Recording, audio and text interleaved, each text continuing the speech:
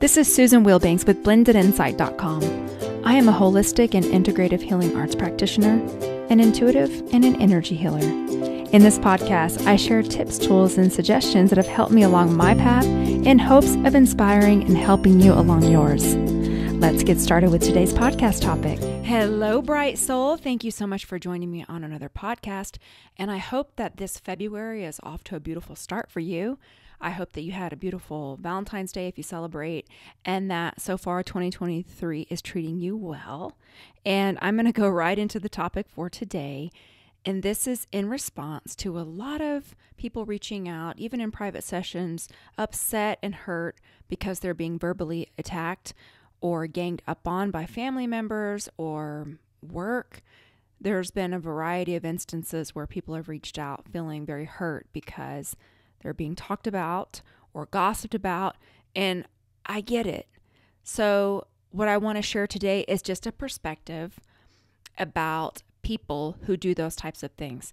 And over the years, I've shared in podcasts where I'll be on a thread and I'll be following someone who's doing beautiful free work just to help humanity. Even with pranic healing, Master Ko will do these Anchor the Lights meditations that are live, and he's been doing them since the beginning of this pandemic or whatever you want to call it. And people will be in the comments saying ugly things about someone who is just doing free stuff to help humanity, and you can simply click off and go find something else. But no, they sit on there and troll, and it just happens. And who knows? It could be a bot. It could be a teenager. It could be anything, really. It's a stranger on the internet. It could be a valid person or not. Who knows? But it happens. And I even remember seeing stuff with that Hay House would post with Louise Hay, something like an affirmation, and then someone would be in the comments saying how it didn't work for them. And so this happens to everyone. And the reason why I wanted to bring this up is that we're not in vibrational match to everyone. And oftentimes people who are hurt and who do not want to do their work and who are bitter and angry and resentful, which is all a choice, by the way, it is all a choice, because some people just don't choose to evolve and move past things. So they repeat patterns, and then it stays in the family lineage. And we've talked about this before, where when you actually want to face it and move through some things, it's hard work, but it's worth it. And it's better on the other side. So a lot of people, known misery is more comfortable than unknown joy. So they repeat these patterns. And for you as a person who is in the light, and you're choosing to heal and move forward and open yourself up to other things that are not mainstream, that are helping you and keeping you positive and lifted up, you might be the subject of a person who is in a lower vibration attacking you. And I'm not talking about physical attacks. I'm talking about verbal attacks, or hearing that people are gossiping, or just being ugly and cruel. And the thing that I wanted to share is that people that are really happy and in the light, they're not thinking about you. They're not worried about you. They're not going to attack you unless they're just thinking about you in a positive and loving way. But they're not stewing over something you've done. They aren't trying to knock you down. They just don't do that, because when you're happy, you're in a very loving space and you're forgiving. And I'm not saying we don't get hung up when people are being hurtful, people that we know. I'm not saying it doesn't bother us, because all emotions are valid and it is hurtful and it does bother us. But think about it. Do you and I sit and target people and verbally attack them or try to knock them down? No, because we're heart-centered. We're moving forward. We want to be a beneficial presence on the planet. We want everyone to win. We don't do those things. So people that are doing those things are usually angry, bitter, jealous, resentful, or there's something in another person that they feel like they can't obtain, so they try to knock them down, and they aren't happy. And the reason I can say that is, for one, I can look at them energetically and see all the ways in which they're congested and worn down and their aura is blocked. But the thing is, if I go in as an energy healer and clear it, and they continue to perpetuate those thoughts, and they're not wanting to get better themselves, then it won't be maintained. And so over the years, I've had people get on my YouTube channel and just say something ugly, or they don't like something I said. Who cares? Get off and move on. I'm not going to energize it.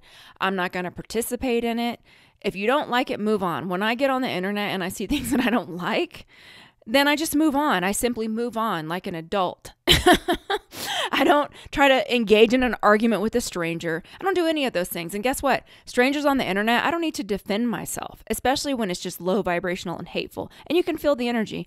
I've also received emails over the years from people that are saying that the work that I do is of the devil, and, they'll try to they'll misquote Christianity, and it's like, plot twist. I know that inside and out, buddy. So I already know that you are not in alignment with the very thing you're trying to quote. And I already know that your vibration is so low and we're such a vibrational mismatch that it's not worth my energy. So I simply delete it. I block, delete, and I move on, and I don't energize it, and there's no response from me. And I've had situations where, like I said, over the COVID thing, I had someone at work that was trying to bully. It was very ugly. And I could feel that energy. And what I did is decided what was worth my energy. I set boundaries. I was kind. I was professional. And I was maintaining my light. And I did the things that I needed to do to resolve that situation. And guess what? What other people think of me, I can't control. So I'm not going to worry about it. It goes back, I remember years ago, Wayne Dyer was asking his daughter, he was talking about his daughter having an issue in school and calling her names. And his response was, well, if someone calls you a tree, does it upset you? And she says, well, of course not. It's not going to upset me if someone calls me a tree. I'm not a tree. And he said, exactly. So if you're not the thing that they're calling you, then don't let it bother you. And I know that's easier said than done. But it's almost like the things that I think about to myself is, have you ever seen a toddler, or I had a toddler at one point, when they're tired and they're irritable, they lash out, they say ugly things to their parents. They're just, you essentially can't even manage them because what they really need is a nap, but they don't know how to process their emotions. They're young, they're immature, and they're just lashing out at everyone. They could be kicking, screaming, or whatever. And I'm sorry, a lot of adults are the same way because they have not matured emotionally. They have not done that work.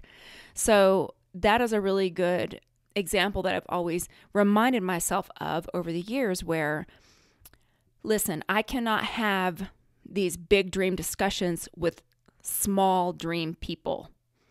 So they can only absorb and respond to you at the level that they've met themselves.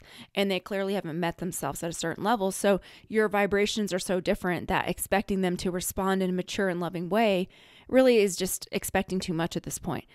And I get it. I'm not saying it's okay. So the thing is, you set boundaries, but depersonalize it. That's my point. Depersonalize it, because it really is a reflection of where they are and what's going on with them internally.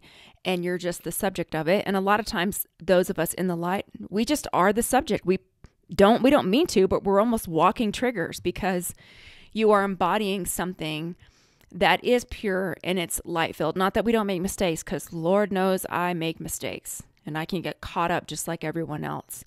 But when you are doing the work and you're doing your very best and you're trying to look at things from a positive perspective, and you bump up against someone who's just very stuck in this dense world and they don't have a spiritual practice, or they might claim to, but they're not actually walking it, your aura can bump against theirs and pull things out. So to depersonalize it, I just remind myself, I'm never going to be criticized by someone who's doing more than me. Someone that's doing more than me is not even concerned about me because they're too busy doing their own life and their own tasks and whatever they have to do. And if I ask for guidance as a mentor and they're able to do so, then that's one thing. But they're not ever going to be sitting back doing nothing and throwing stones at me. It's just not going to happen. They're not going to also be on their healing path and working through things and then knocking me down for where I'm at, because they'll have an understanding and an awareness because they're doing a similar thing. So there's a level of compassion that comes with that. The other thing is, if it's someone that you can actually have a conversation with, like it's someone close to you or within your family that you can actually talk to, a lot of times these people are so limited that it's difficult to have a vulnerable and real conversation with. And you have to really get to their level and see where they're at if you want to address it. So one of the things that you can do is just letting them know, listen, I know you're a good person, and I don't think that you mean to hurt me in any way. So I'm just trying to understand what happened with, and then name whatever it is. So putting them off of the defensive, it's almost like, You have to almost baby the situation, not in a condescending way, but you're dealing with someone who has not done the work that you've done. They don't have the light that you have. They're not walking the path that you're walking. And you got to think back to when you were more unconscious, and we never get there. I'm going to be on this path till I leave this body. And I'm still a baby. I have so much to learn. I mean, it's never done. It's never done. So you got to think about to when you were first on the path or before you learned about these things and how you were. Because I know for me, I was pessimistic. I was very angry and lost, and I was unhappy. And I'm sure I lashed out at people. I'm sure that I did because I just didn't know which end was up. Now, of course, this was like in my 20s, teens and 20s, really, before I started to actually gain some awareness. Our brains aren't really fully developed. For women, it's 25, and I think men, it's 30. So, and that's the other thing, reminding yourself of where this person is. You cannot control how they feel about you. You cannot control what they choose to do. You can set boundaries, and you can depersonalize it and say, this person is behaving this way because something's going on deep within them that I don't know anything about. Because I know that a conscious and pure person, pure is not the right word because we're all flawed. I know that I'm so incredibly flawed. But what I'm saying is someone that's on the light, on this path, they just wouldn't do that. And if they did do it, because when I make mistakes, I can admit it. So when I do it, I have no problem being very humble and saying, I apologize. Please forgive me. And here's how I would like to make this better. And that's another thing. People that aren't vulnerable and walking this path, often they have a hard time doing it. So don't try to get something from someone that they can't give. The other thing I want to offer before we go into a healing is I talked about this also in a previous podcast. And this is something that I learned through the work of Dr. Mario Martinez. And he talks about milligrams of love. Some people, they just have so much negativity inside them that they can only handle so many milligrams of love before they turn toxic. So he talks about understanding when you have to interact with people in your family or friends or colleagues or whatever, you'll notice that you'll be having a really good time and suddenly they just turn toxic. It's because they have reached their threshold of milligrams of love that they can have. And at that point, there's no reason to have a conversation like they're full. Their capacity is full. You're probably a gallon person and they might be a pint person. So you can have a gallon of love, and I'm sure it's way more than that, but I'm just using it as an example. And maybe theirs is just a cup or a pint and it's full and they can't take any more. So at that point, it's time to just make up a reason to leave, set a boundary, just disconnect from the situation. So that is the other thing that I wanted to share, because understanding where people are and what's going on with them, for me, it helps me to have more compassion about them personally, their journey and their path, because all of us have different paths. Some people came here to do just the very thing that they're doing, and I don't understand it, and I don't need to because it's not my path. So I just have to focus on mine, and my people will find me.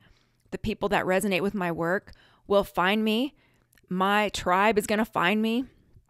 One day I said tribe, and someone commented on that particular podcast and said that's offensive to people. That if you're looking for occasions to be offended, go be offended somewhere else, because not only am I not going to energize it, it just shows me what a miserable person you are to look for occasions to be offended. See, because for me, if someone says something that I'm like, ooh, I don't know if I would have said that, I myself go, I know that they didn't mean that, because I can look at the spirit of the person and the soul, and I get what they mean.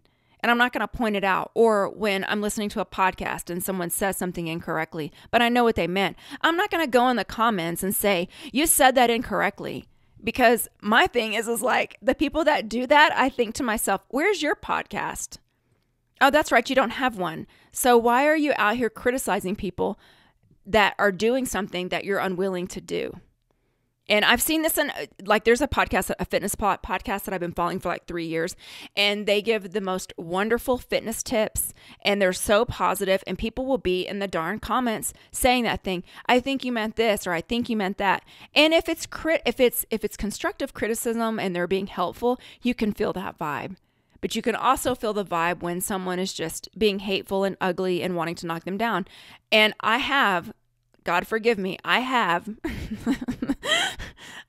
before commented on someone's post and saying, where's the link to your podcast? I just want to know. And then, of course, there's no reply. And then I'm like, okay, I'm sorry. I'm sorry to my teachers. I was just curious. Sometimes I feel like people need to be humbled and checked. Like, wait a minute, what are you even doing? Stop it. Don't criticize people like that unless you're willing to do the same type of work. And I will tell you that I've not ever once come across someone who's doing that is doing the same level of work. I just haven't seen it. I'm not saying it doesn't exist, but I'm saying I do think it might be kind of rare. So we're all learning and growing, and we're all doing our best. And I just want to say, if people are attacking you, they're not happy.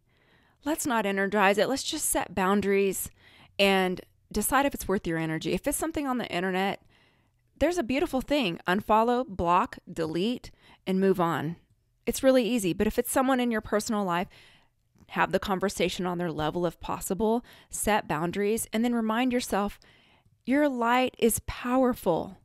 And everyone can't handle the light, and that's okay, because there's billions of people on the planet, and we're here for a purpose, and I feel like we can learn something in every instance. And I'm not going to spend my energy arguing with people that are not worth my time and energy, or defending myself against people that don't even know me. They don't even know me. And oftentimes, and I'll say this too, a friend of mine had pointed this out, just because someone is a relative doesn't mean they're family. There's a difference between relatives and family. You can have relatives that you're related to that don't feel like family to you. You're just not in alignment. You share a bloodline and that's it. And then you can have friends that are like family. So the other aspect of this is understanding what's true for you and staying true to that, and not allowing other people who are not in alignment with your path to knock you off of yours. So let's go into a healing, and you can uncross your arms and legs, and I will turn the healing on.